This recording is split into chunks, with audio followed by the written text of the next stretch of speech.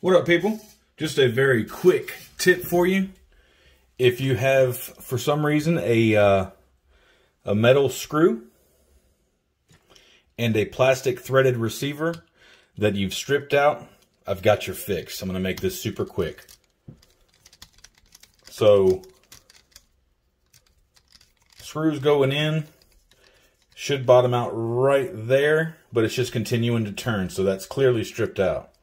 Now, quick fix for it. Pull that back out.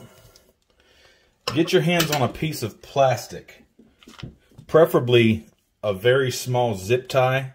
Works real well because you've got that pointed end, and I'll show you what to do with that pointed end.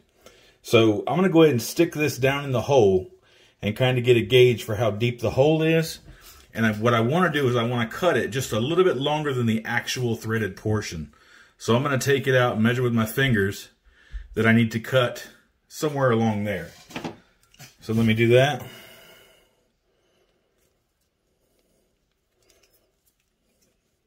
All right. So now works real well on a zip tie. That pointed end I want to have facing up. So I'm going to put the beef end or the non-pointed end down. When I do that, it gives me easier entry for my screw again. So you see how we have just a little bit sitting up? I just want to make sure that the screw is on the other side of that. And it's acting as a spacer to give new teeth the opportunity to bite. Let's go with a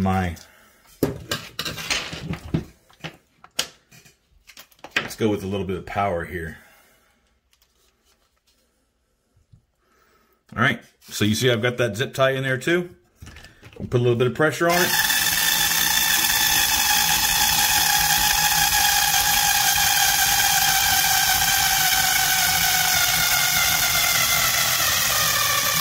Considerably tighter. Much tighter. Man, that's it right there. And see, now I've got a bite. I've got a little left over here. I'll go ahead and clip that clean off. But if you've ever got plastic threaded screw receivers and the threads are stripped and you've got a metal screw, that little small baby zip tie works perfect. Hope I helped somebody. Y'all have a good one.